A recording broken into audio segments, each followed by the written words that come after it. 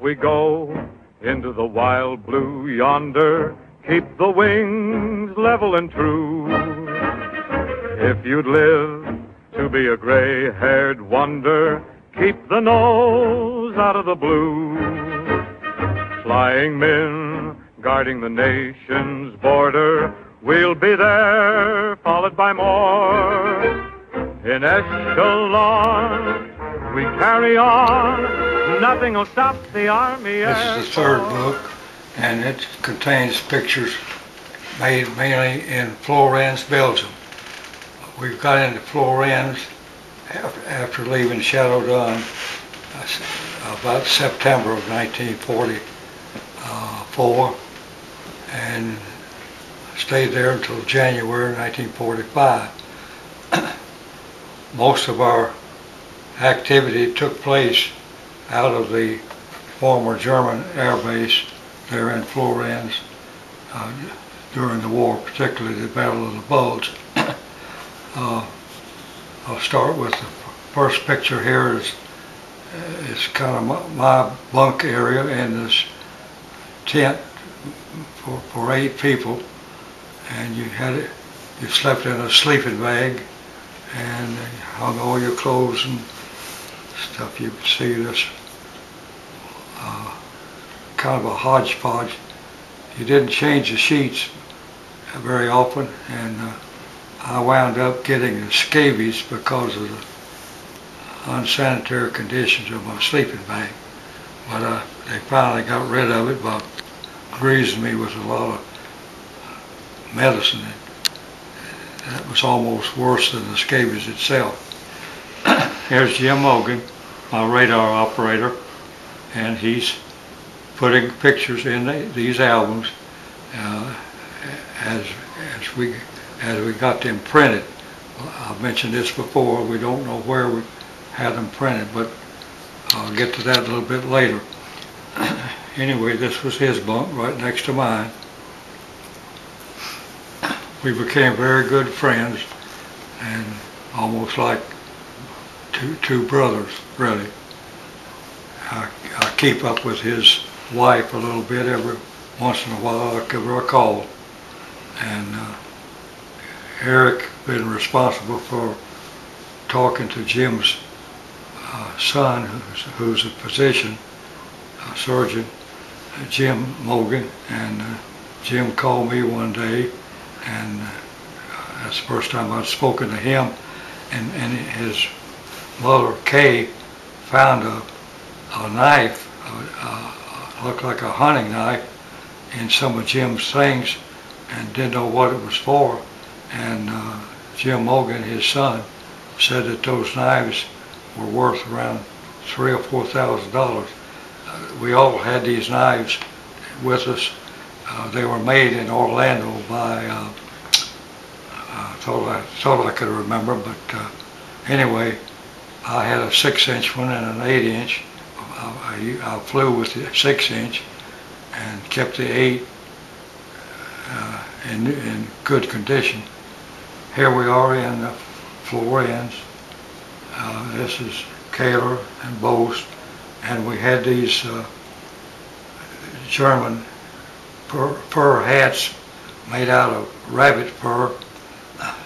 Some of the enlisted men was good at rounding up things like that, and they gave all of us one of those hats. Of course, I brought that home with me too, and I've never actually worn it here, but there's been some times when it would have felt good. Here are some of the planes that were damaged in Florence there by American air gray fighters, and also the ground forces infantry.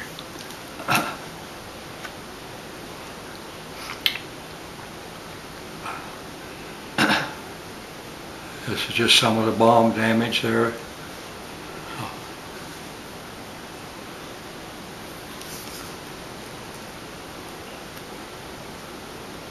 I think this is an ME-210, I'm not positive, Messerschmitt. And they had cut out the swastikas. Yeah, somebody took that's right. Yeah. Yeah, got them a souvenir. These P-38s, they were on our base too, but we were quite separated quite a bit. They were like on one end of the field, we were on the other. So this guy had done a very good job. Got four destroyed and one probable with that question mark. Another German Indian.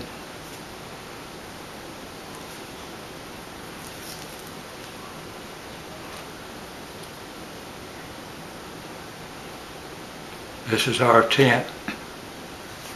We had a doorway made, fixed the tent so it looked like a little bit easier way to get in and out. So you got a lot of liberated wine here. There's a lot of champagne. Yeah, some of our enlisted men got into a warehouse. It was full of sardines, and I mean they were delicious. And all this champagne, we had champagne and sardines for several days till it ran out.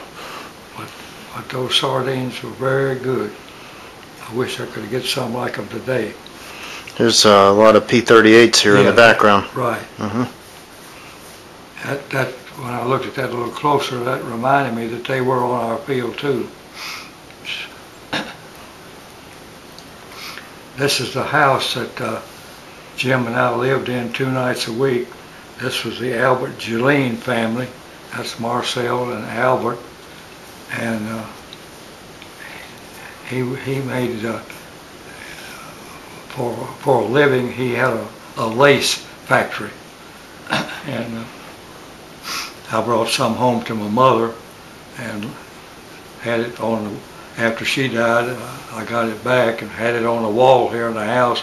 Kathleen, Martine's daughter, saw it, asked if she could have it, so I gave it to her. So anyway, he has a pretty nice house here, as you can see. And now from our interviews a couple weeks ago, their home was occupied by the Germans. Yeah, right. Yeah, they were forcibly occupied by Germans, German officers, and they did things to harass them, like taking their mail from them and things like that. But I'll have a little more to say about the Gillene family on the next page. Is a picture of the whole family. This is more of our armament officer, his enlistments, men that were under his control. Had a lot of mud up there. That's a picture of me out in the mud. Here's the house again. I'm sitting on their porch. And that's the flight line at the airport there, air base. Is this the Ridge Runner? No, that isn't. I don't know what that one is, to tell you the truth. It's got the teeth in the front end. Oh, yeah. I can't tell. I can't. Because I know there's some pictures with the shark's teeth. This is a kind of a scorecard that the Germans kept of all. They were a night fighter base here in Florence. Excuse me. And they kept an account of who shot down what and when and where. And you can see a lot of the British bombers in here that got shot down by the Germans. So they were pretty good at night fighting. There's Taylor with his Belgian girlfriend, but anyway, he didn't marry her. So when he got back, he left her over there. Anyway, another little flight line shot. I thought it was kind of interesting, a silhouette. That's a beautiful picture. Yeah. This is Brussels, is that right? That's in Brussels.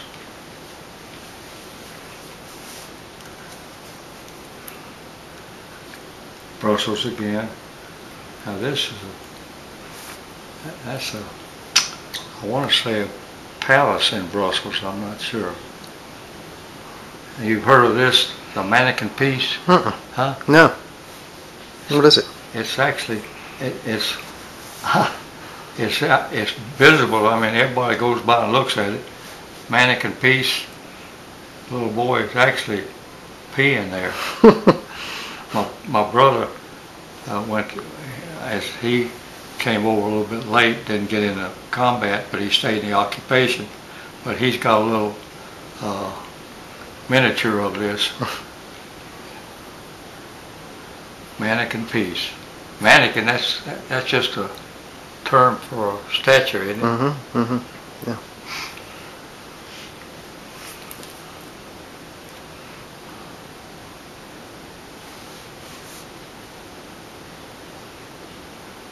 Oh, now I went on rest leave back to England from Belgium for about 10 days, and this was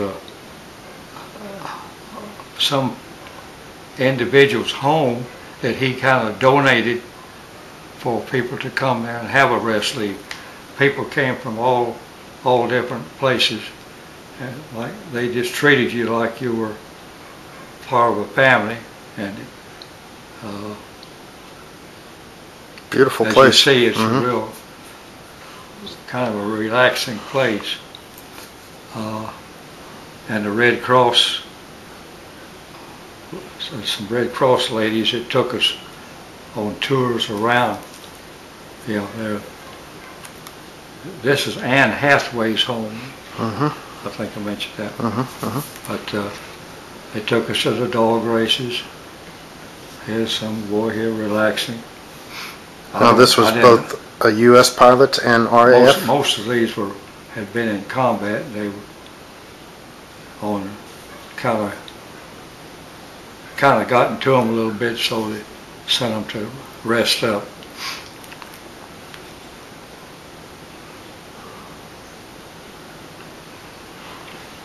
I think that's still the same. You flew 65 missions. Was there any time that you, during the time that you were flying the 65 missions that you were on, did you ever feel like you needed a break? Yeah. Yeah. Oh.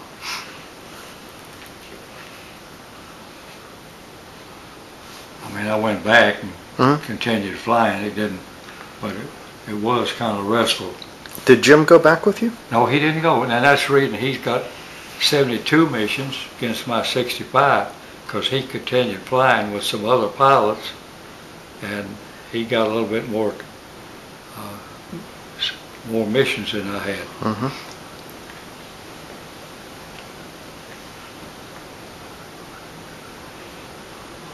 Back in Paris now.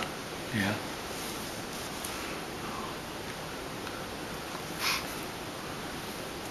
Eiffel Tower. Some GIs making a picture of some nurses here, I guess. That's Napoleon's tomb. It's beautiful in there. I've visited myself. Huh? I've been there myself. Oh yeah, that's right, you did say that. Mm-hmm. I was trying to figure out where that was. Is that in Notre Dame? No, I don't recall seeing that. I don't either. And there's so many churches that are there, and I don't think that's Notre Dame either, because I don't recall the balconies like this. What's this all about? Do you know? Looks like some cannonballs. It's a hard time getting that into that. Yeah. And that's all of our tents. One of those was ours, but I don't know which one. But that was on Christmas Day. And right before the Bulge. Huh? This had to be right before the Battle of the Bulge. Right, yeah. And the hats came in handy there in the cold weather. Yeah, they did. They sure did. And these Parkers were very nice too. Of course, they took those up.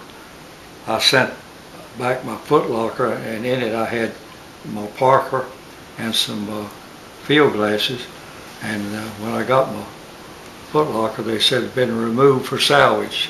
So, but we thought we might go to the Pacific and take our foot lockers with us. But anyway, they took those out. That's just some of the, just kind of shooting around, shooting a bull, so to speak. Mm-hmm. That's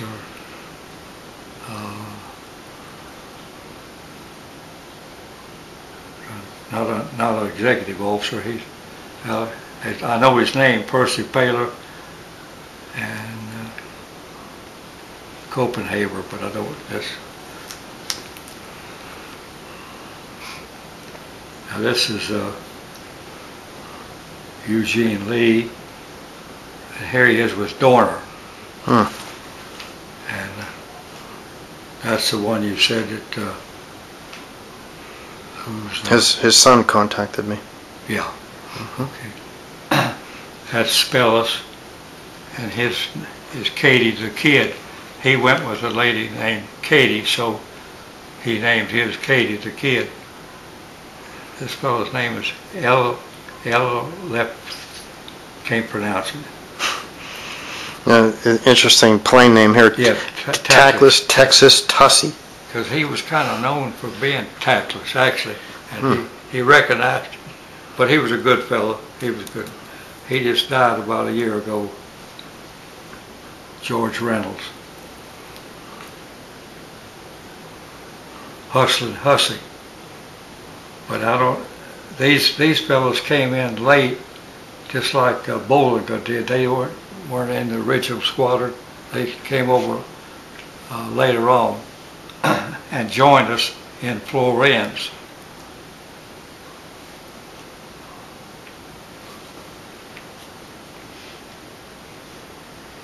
This is General Crosata, and he's given a DFC to this fellow here. He was a radar operator.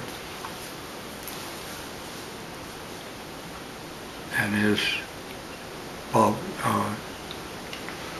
Tierney and Paul Smith.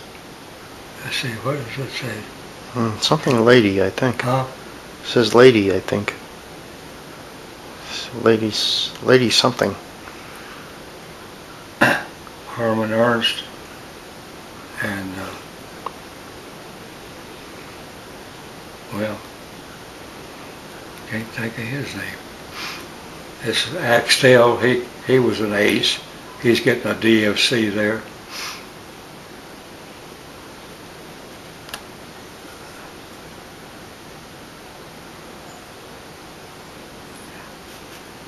Does that look like Axtell there too? Yeah, he does actually. I believe it is.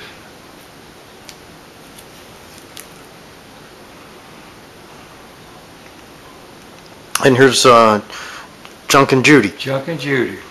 Yeah. And that could have been that Junk and Judy on the flight line because it has the tiger. I believe the so. tiger sharp teeth. Of course, there's Bob Bollinger, you know him. Shorty Graham. Yeah, I met Bob for a couple of times now. I still haven't been able to track him down. I've got to call him one of these days. See, there's Lady Jen. Lady Jen, right. Yeah.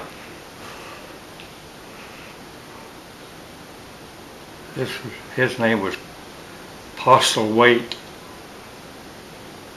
Not sure about his RO. But yeah, these are all DFC recipients. I didn't get mine till I was on the way home. Somebody brought it to me, so it never was presented to me.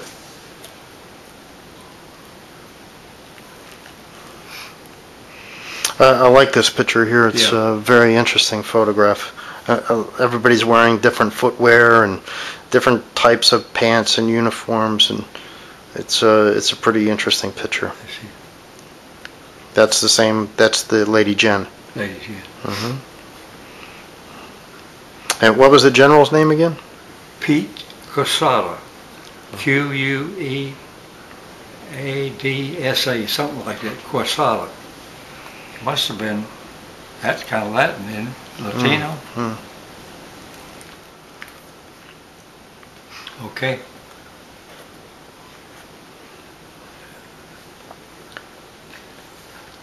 when the Americans came into Florence, the mayor got together with some of the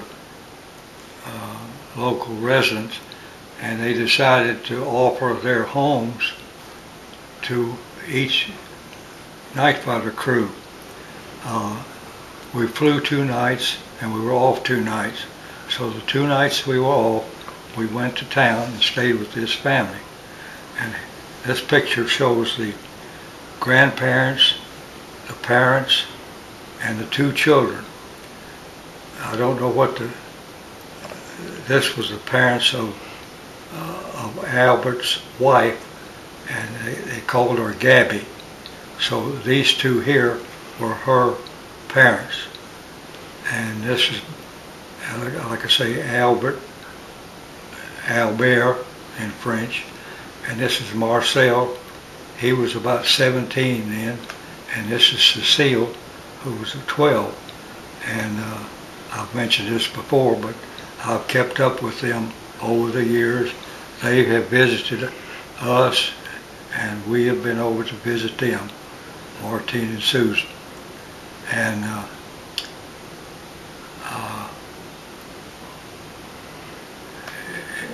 it's hard to express how much you appreciated this family, because they really made life pleasant for us while we were there. It's the Belgian people are just known for being very cordial, heartwarming people. You just can't say enough about them. So I'll move on, but I don't know what I had here. I might have had a picture here and I may not have. But over here is another family that used to, she did first, we didn't live with her. Mabile was her, Mabile. And she did our laundry, and we later became close friends and visited her family. Not, I don't mean to say we went back over there, but I mean while we were there in Florence, we visited her a lot. And incidentally, we took sugar and coffee to the Gilleen family, and also to Mama, we call her Mama Mabille, because they were in short supply.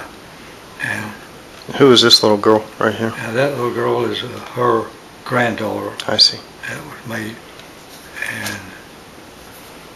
And here's her whole family. Here are her daughter and her son-in-law and a granddaughter there, and I don't know what happened. That's a grandson. That little girl. I might be wrong on saying she was a granddaughter, but who was this this pilot here? That's Bob Elmore. He's got a very unique uniform on. Yeah, and a white scarf. Yeah. We had scarves made out of old parachute silk, but he had on that's a battle jacket. You know, the Ike.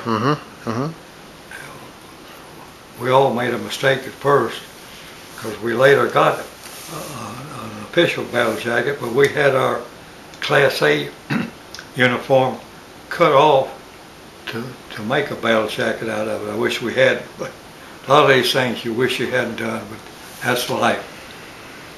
That's book number 3. But they were a very friendly bunch of people. So